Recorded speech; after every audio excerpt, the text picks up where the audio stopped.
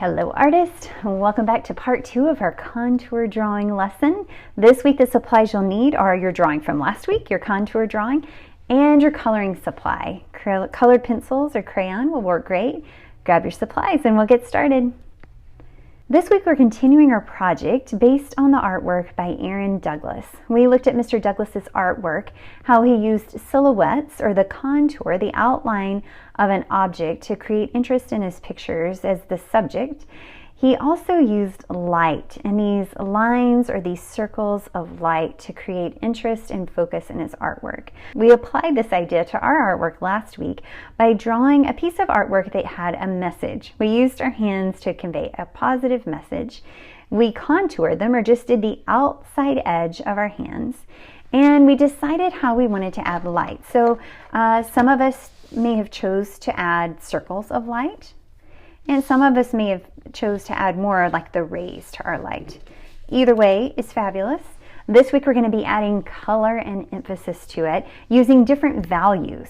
If we look back at Mr. Douglas's artwork, you'll see that he uses simple colors. There's not a lot of different colors, but there is a wide variation of the shades he uses of that color. For example, you see purple in this artwork, but he uses all the different ranges of this purple from dark to light. This artwork also has these brighter yellows and oranges to it, and those colors also have different values. Think about where you see the emphasis in this piece of artwork. He uses these circles of light to guide the viewer's eye around. The same in this picture, it's really just 3 basic colors, but he uses different shades and tints or the values of those colors to create this look of light filtering down. So this week we're going to be doing the same. And the first thing you need to do is choose your color. You're going to choose 2 colors to start.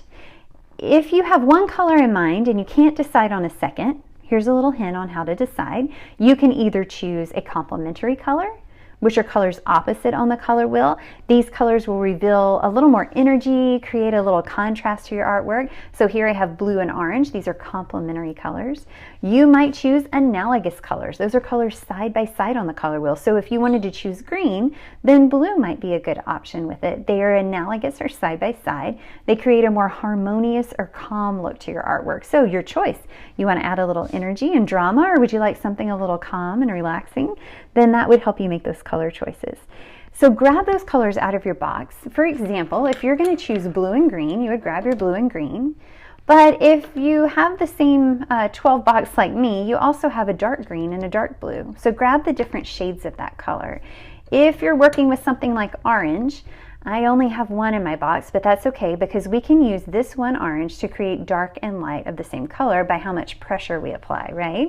So it's okay if you choose a color that you only have one of, but if you have more than one, go for it. In fact, I went around the house and borrowed colored pencils from many of my family members, and I came up with quite a collection. So maybe you have something like this in your house where you have several different shades of one color. Hey, that would be great. Grab them all and see what you can do with it, adding these different shades of the same color in. I'm going to stick with the colors I have in my color box.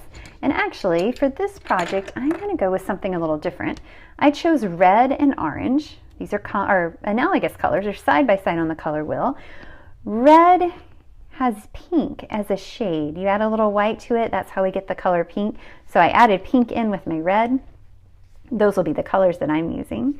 The first thing we're going to do is we're going to outline our artwork with our black coloring supply. So whether it's crayon or colored pencil, I used pen on these. If you have a black pen or a marker, you're going to simply go around your edges carefully and you're just going to add black. This is just going to make it stand out a little more in our artwork.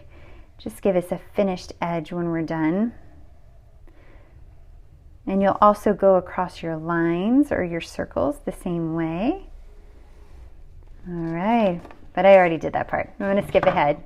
You can pause the video if you need to. After you've outlined everything and you've added your rays in, we're going to start adding the value of our colors.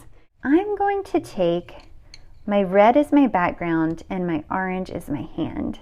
And you know, I'm going to switch it up here. I think it might be better to start with your foreground, your hand first, so that you don't accidentally confuse what's your background and your foreground. So I'm going to just choose one section. I'm going to start coloring in. I'm going to color this one probably kind of medium. I'm pressing down I'm coloring this section, and I'm going to make this whole section one solid plane of color. This is a lot like how Mr. Douglas uses these bold sections of one color. And after I've gotten this section done, I'll finish that whole section. I'm going to go over and I'll add a lighter section somewhere else. I'm using values, different values of the same color. I'll continue on until my artwork is done. The same for the background. I might start with my lightest color here. If this were my source of light, it would be lightest there. And as it came out, I would start letting my color get darker.